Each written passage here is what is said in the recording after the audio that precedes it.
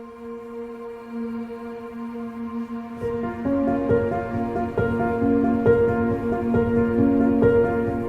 lot of us, mediocrity is everywhere right now. And we're all trying to find an easy way out. And we're judging ourselves. Let's say there's 10 people in this room and we're all mediocre. But I'm the best of the mediocre people. I now think I'm great. I'm great.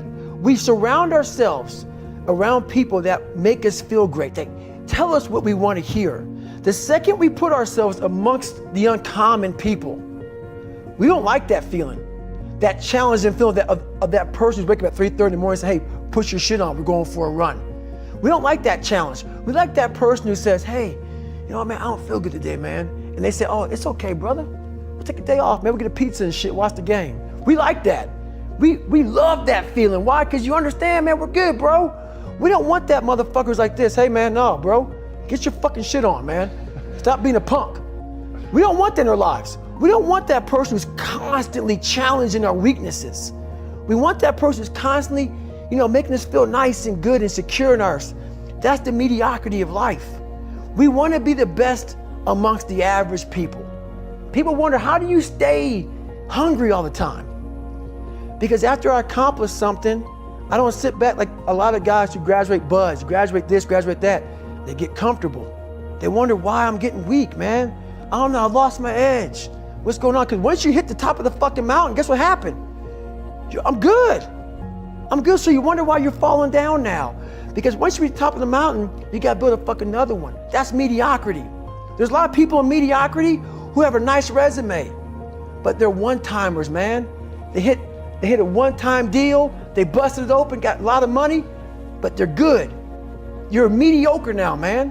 What are you fucking doing today, tomorrow, the next fucking day? That's why I don't listen to theorists. I don't listen to all that bullshit. I listen to a motherfucker who's like this, man.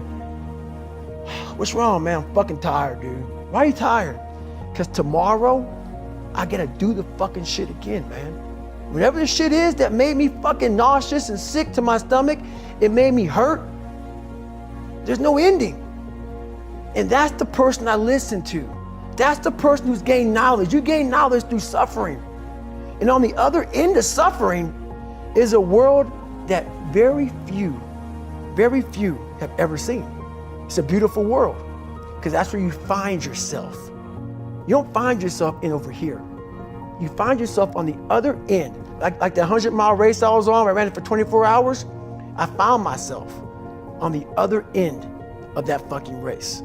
That 19 hours, I found, wow, there's a whole nother fucking world out here that I've never even saw. But the world's in your mind. And that's what all that mediocrity is about. Mediocrity is contagious. Not getting civilized is about having a savage mentality. Civilized is something where people, it's a comfortable world. A lot of us say, like for instance, I see these athletes right now who retire. I'm 38, I'm 39. I did 20 years at the top of my game. I'm chilling out now. You see them a year later and how they look. What the hell just happened to you, dude? What the hell? You're one of the greatest athletes of all time. Kids looked up to you. Women, men of all ages looked up to you. And they hit the pinnacle where it's time to retire and their mind says, whew, I'm civilized. The worst thing that could ever happen to any human being is they become civilized.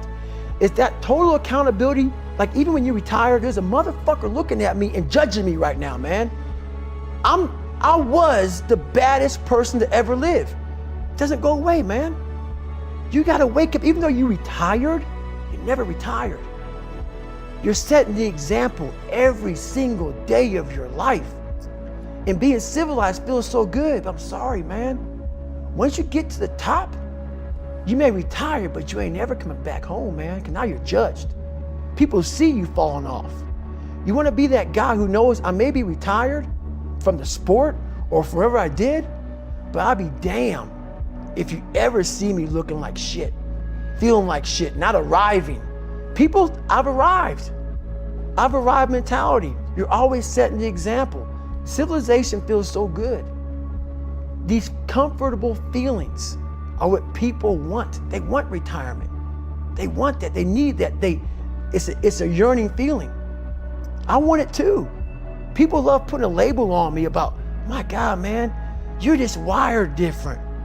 I'm not fucking wired different, dude. I'm thinking right now, after I got past my stuttering thing, now I'm on a roll, I'm good now. You know what I'm thinking about right now? I gotta fucking wake up tomorrow and do the same shit again. I gotta leave this fucking interview and go stretch out for 2.5 hours. I hate that shit. But guess what it does though? I'm constantly callousing over my victim's mentality that I once had growing up. Every day you have to do this shit. Because why? When you stop doing it, you don't just maintain it.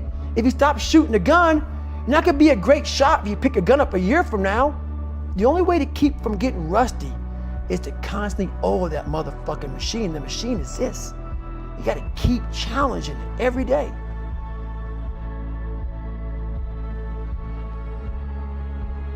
That's all I'm talking about. Like your biggest enemy, the most important conversation you will ever have in your fucking life is the one you have with yourself. You wake up with it, you walk around with it, you go to bed with it, eventually you're gonna act on it, whether it's good or bad. You have to. That's why the whole thing about this book I have, it's about you. It is about you. It's strictly about you finding who you are. So many people live 100 years, never fucking know who they are. Never know who they are. You have to look in that mirror and know there's so much more in here, man. Because I can literally right now be a 300-pound guy spraying for cockroaches still to this day. If I did not look in that mirror and say, there has to be more to this. This can't be it. And then willing to go into it, dive deep into it, and give all I have to find it. So that's what all that's about. Man, we're scared to dive into our lives. What made us who we are? The beautiful people that we are. We're all jacked up in so many ways. That's the beauty of us. That's the beauty of me. I'm jacked up, but I figured out my own little process on how to get unjacked up and how to. I'm not gonna get the same. I'm not gonna get the same way you're gonna get there. You may get there by going point A to point B. I might go point C to D to E to F. I'm gonna be there the same way you are, just a little harder.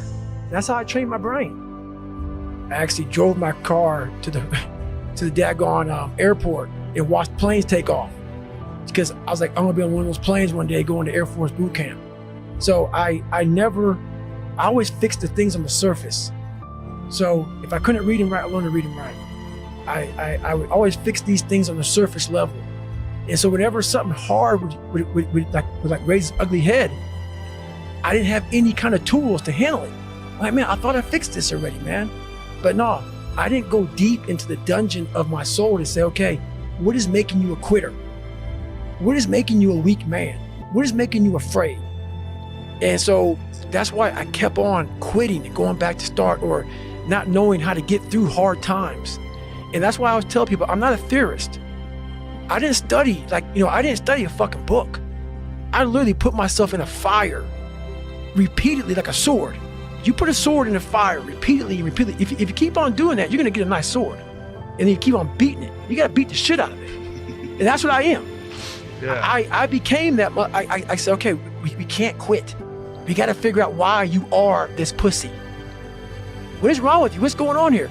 So I kept on putting the sword back in the daggone fire and I just beat it harder. Before I knew it, I started realizing, all right, man, the brain is starting to get hard. The brain is starting to get hard. I'm no longer a theorist. I'm now a practitioner. I put it in hell. I dissected it while it's in hell because you can't dissect anything in a normal environment. You can't dissect anything in 72-degree weather. You must put it in the fucking freezer and freeze the fuck out of it. And then you dissect it. Dissect it when it's miserable. Dissect the brain when all it's thinking about is, I need to get out of here, man. I want to get out of the fucking freezer. Open the door. And he said, nah, 5 more seconds, man. 5 more seconds in the freezer. And that's when you start to pick that brain apart. And that's what all this stuff did to me. I kept on putting myself back into the freezer or the fire and beating the shit out of myself, mentally and physically. Before I knew it, this is what happened. It almost chokes me up now. So I get the VFW award for the Americanism for military service and giving back. I'm as human can. That's why what you see is what you get. At that moment, when I was giving my speech, I thanked my uncle for being there. I got to my mom. It wasn't just about her. It was, I know what she went through. I know what I went through. And we got knocked down so much. I had a moment in front of all these great American heroes where I had a chance. It was like so fast. It went through me like lightning. I can't believe I'm here. I can't believe I'm getting an award like this. That kid who was in the fetal position, the majority of his life. And so much the fact that my body and my hip flexors are tight to this day, that even though I was standing erect, my mind was in the fetal position. And when I looked out amongst all those people, it was a sense of pride that I can't even explain. It's the moments of 3 hell weeks. It's the moments of in that room by myself studying for hours and hours and hours, trying to catch up with all the kids who are above me. It's just those moments, like the real, raw moments of life that was like, boom, hit me, and we're gone. But I was like, I did that. I overcame that shit. You know, it's like, this is power behind all that shit. And that's the feeling I was looking for in my life. I found it. It wasn't money, it wasn't fame, it wasn't awards. It was that feeling I have right now. The feeling I'm about to break down, but it's not of like, oh my God, I'm upset.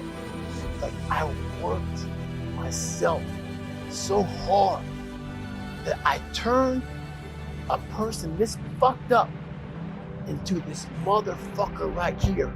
Not off of reading a fucking book off a theorist, off of going to work on myself and saying, I don't know how to do this, but I know that to get over there to that fucking side, I gotta grind myself into a fucking fine powder. And I did it. I did it off of sure will. And very few people will know how that feels. Very few.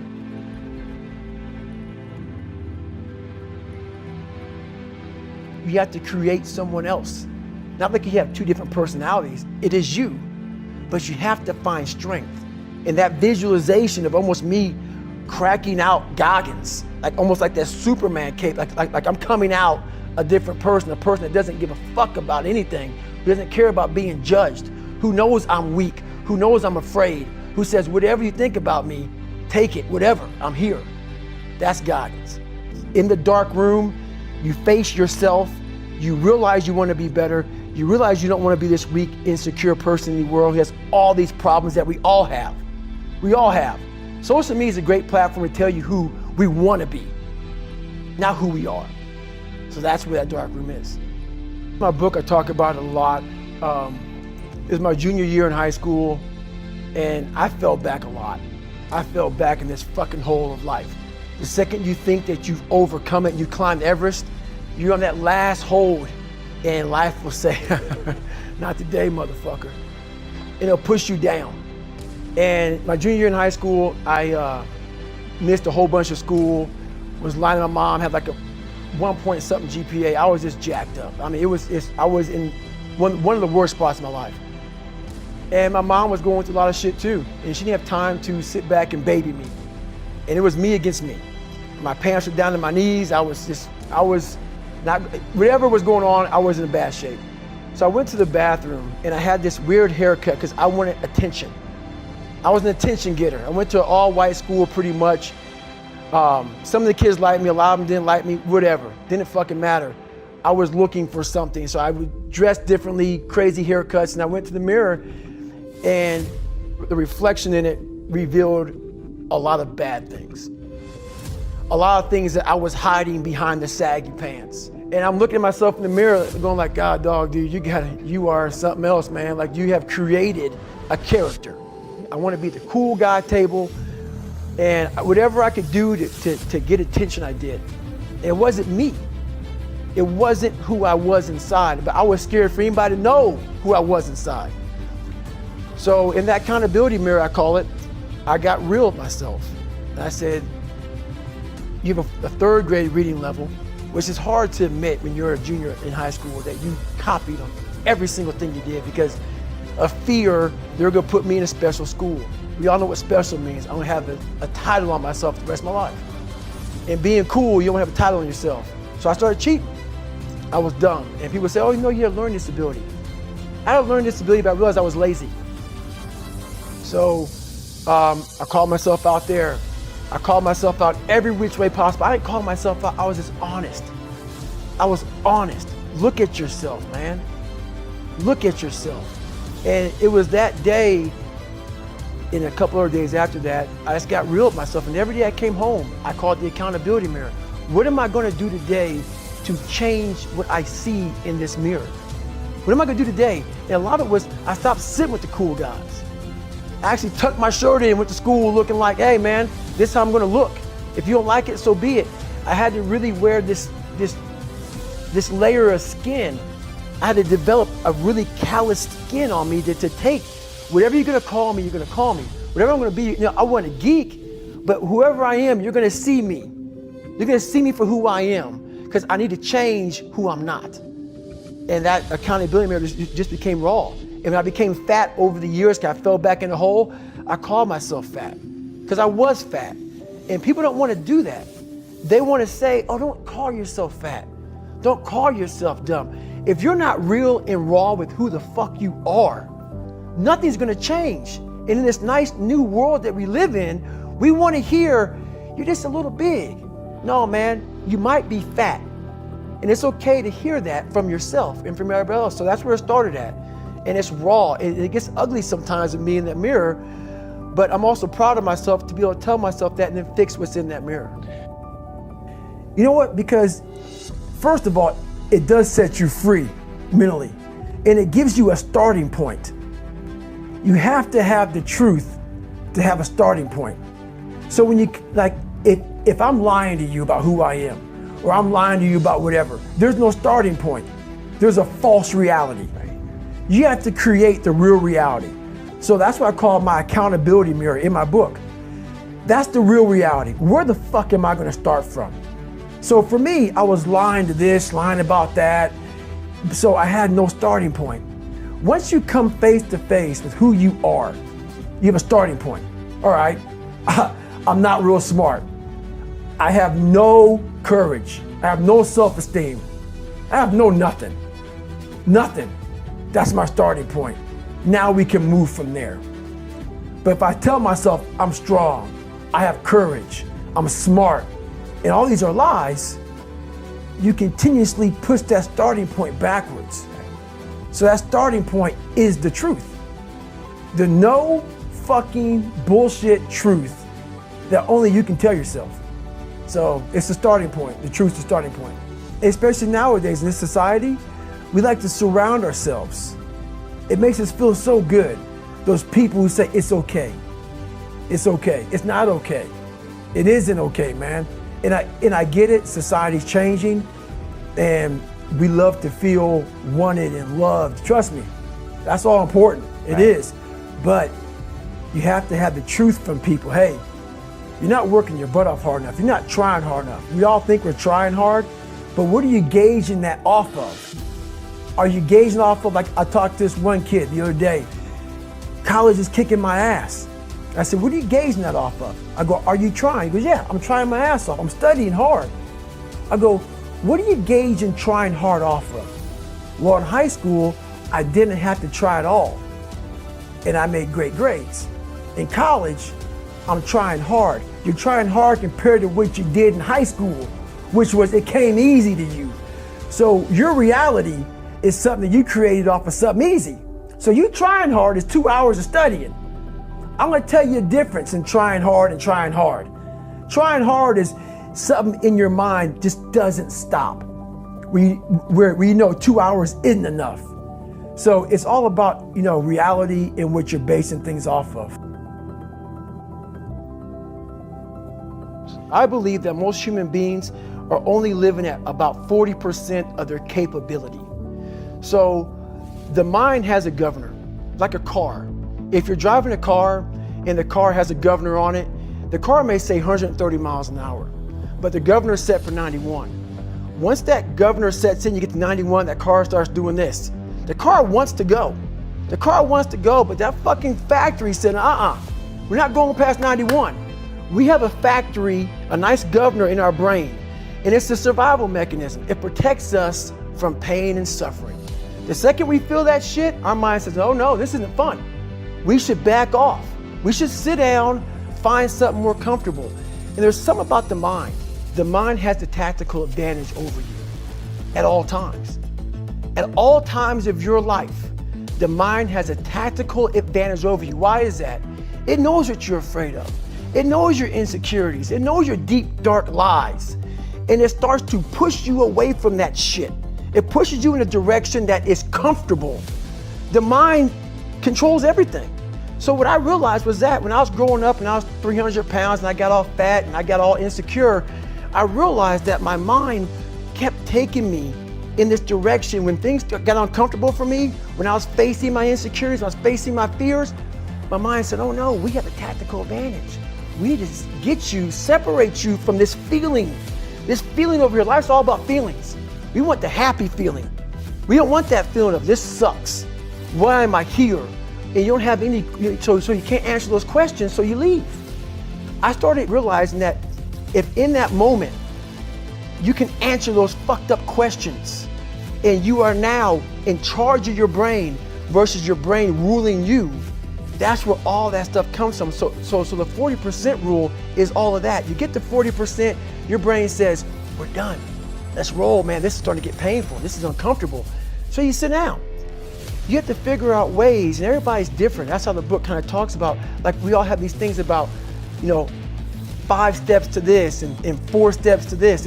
It's a lot more than that. That's all bullshit. It's a practice that you have to, it's a habit.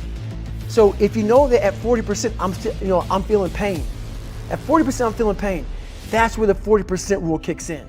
Now it starts. Okay, I'm feeling pain. My mind's saying all this shit to me. It's saying, get out of here, run, flee. The fight or flight kicks in.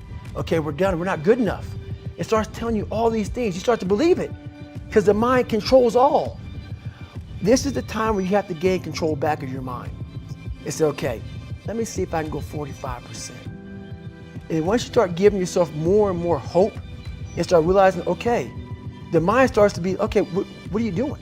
We're supposed to be going right and you're going left. You start then controlling your mind. Start finding more in yourself, and then it goes from 40% to a lot further than that. But that's the start of it though. Get to the spot where your mind is saying stop. Wherever that is, you gotta get there first, and then that's when that shit starts to work for you. You gotta control yourself in that moment. A lot of people can live with themselves. That's the first thing. A lot of people can live with themselves, look in the mirror and say, I'm okay with being afraid. I'm okay with going on this easy highway over here. The easy highway has all these fucking signs and shit, directions, how to get somewhere. And you have to first be uncomfortable with how you feel about yourself. With that voice that a lot of us like to run away from, we all have it. We all have that voice that's saying, hey man, you're kind of wimping out right now. You're kind of being a little punk right now. But a lot of us say, okay, that's okay. It's okay to tell these little white lies to ourselves. So we first have to face the real you. The real me is Davida Gogginsa. The real me is the guy looking at you right now saying, I don't want to fucking be on this show right now because I used to stutter as a kid. And I'm afraid of that. I'm afraid that here in a second, I'm going to start fucking stammering and stuttering and the whole world is going to know that I have all these issues. But that's when I see right now, okay, Goggins, you got to go on this fucking show. That's Goggins. Goggins is saying, okay, Davida Gogginsa, you're a punk. Life made you this way. We can't live like this. We can't live in fear. We can't live in judgment. We can't be afraid of what the fuck people right now are looking at me saying about me. We cannot be afraid of that. That's Goggins. Goggins saying, fuck all of you who don't like me, who don't want to. And that person then comes in. But you have to be David Gogginsa and say, man, I'm afraid of this. I'm fucked up here. Life made me this way here. I stutter. I have these issues with reading and writing, and I'm fat and I'm insecure. You have to face that in that dark room. In that dark room is who you are. But in that dark room is where you have to create another human being that walks out of that dark room to face who you are. That's the only way you're gonna get over all those things.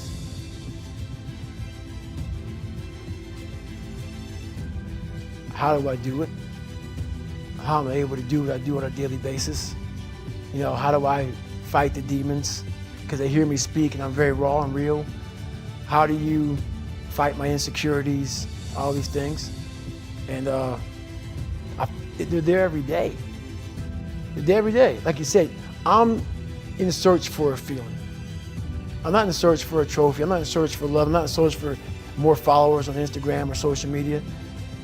When I started this journey years ago, and I realized that I'm going to be somebody, and I'm searching for a feeling of true victory for myself, and only myself. The second I shut out the whole world and realized that one thing, that I am in this world alone. I'm fighting in this race by myself. Yeah, I'm all about people, I'm all about team, I'm all about that shit, but I'm really all about right now and in my life, just like you said, no one knows the real truth about me, how hard I really go. I don't care if anybody knows. I don't want anybody to know. I'm an introvert. I live an introverted life, and I love that about me. That right there is my fuel, is I know that there's really no one out there grinding like me. And if they are, so be it. If I know about you, I'll make sure that I up my game.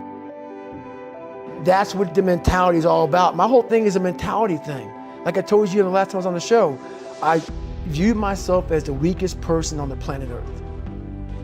My goal in life was to, in my mind, believe I'm the hardest man alive. And that's why the whole thing is can't hurt me. That's what it's about. It's about whatever you think you are, you have to make that dream a reality. But that's where the hard part is making that dream a reality. That's where the hard work comes. That's where people know, how do you keep grinding every day? You have to make those insecurities, those fears. Like when I was 300 pounds, I didn't have any drive. I'm gonna go be a Navy SEAL. What kind of stupid shit is that, 300 pounds? It wasn't like a drive to go be a Navy SEAL. I was an insecure, lying kid, afraid. I had to look at my insecurities and in my fear and find drive in that. We're all looking for passion. Passion's all around you. You have a whole fucking stack of it all around you. It's your insecurities, all that shit. You gotta dive deep in that shit. It's all in there. All the energy and fuel you need is right in yourself. It's all there. You got a lot of stuff to do to overcome. And you know, that's where I found it. I found it right there in my own insecurities. I found drive in my own insecurities. And that's the most powerful thing in the world. When you can find drive in your own doubt, fear, insecurities, you become very unstoppable. I believe in a higher power. Don't know the name, don't know where it's coming from, don't know anything like that. But I believe that this power, and visualize with me real quick. Let's say it's a man up there or a woman, whatever, and they have a chart. And when you're born, they say David Gogginsa, born February 17, 1975 at 6 a.m. They write the chart down because they can see everything. They know exactly where you're fucking supposed to be. They know what you're supposed to be. Go to so-called heaven. You arrive at heaven, I'm 300 pounds. I retired as an Ecolab guy, which is okay, just a job, whatever. I go up there and God looks at me and he shows me my chart. And my chart on there says you were supposed to be a Navy SEAL. You're supposed to weigh 185 pounds. You're supposed to be one of the smartest people on the planet, this, all this. You see this. And now you're in heaven, you made it to heaven, but you're like, God, Doug, I was supposed to live that life. I was supposed to live that life. And then you find out that the reason why, because we all think that if we pray on it, if we do this, if we do that, whatever, if we don't work, we just, whatever, it's gonna magically happen for us. No, I believe that when I'm all said and done with, my whole job is to outwork the chart. Whatever the fucking chart says about me, the all-knowing power up there, I want to get up there and say, him look at me and say, I know everything. I didn't fucking see this. I didn't fucking see this. I want to feel that. I want to get to the other end of this fucking world, and however I'm being judged, whoever's judging me, to look at me and say, I did not fucking know. I had you at 185, I had you at this, but all this other shit, I was riding as you were living it. I want to find more. All I can. And in that fucking sack of shit, you have to dive in that to find more. Because if you're not willing to go in there and face yourself, you're not gonna find anything. You're gonna live right here on surface, man, right here on surface. So if there is an ending to this world and there is somewhere to go and there's a judgment, you're gonna get there and you might see a chart. And that chart may tell you who the fuck you should have been. And now you get the rest of your life to think about that. Man, I could have lived a much better life if I just would have just suffered a little bit more. If I just would have went in that shit and realized I had so much more. But fear and the 40% and living here versus living here, being afraid, stopped me. So I'm a big guy in visualizing. I'm a big guy in making a world. It may not exist. To me, it does. To me, it does. And I'm overpowering myself every day.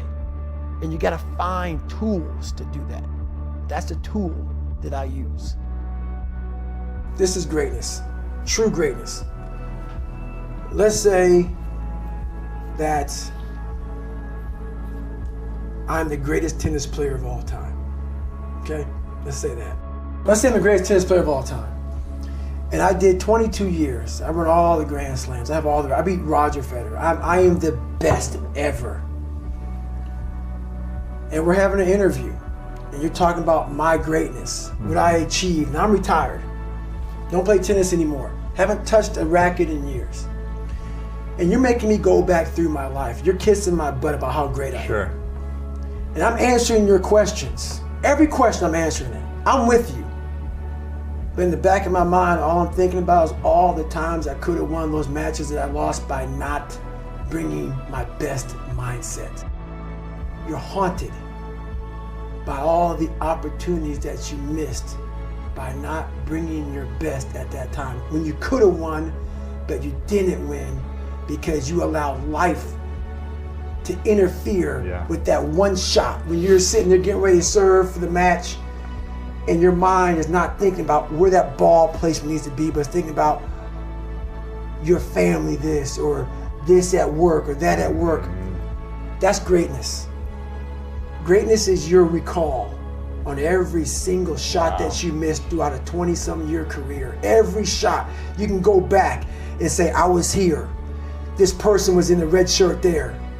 Greatness is being so aware of the time of life in the second that went by, and you can recall like it was yesterday.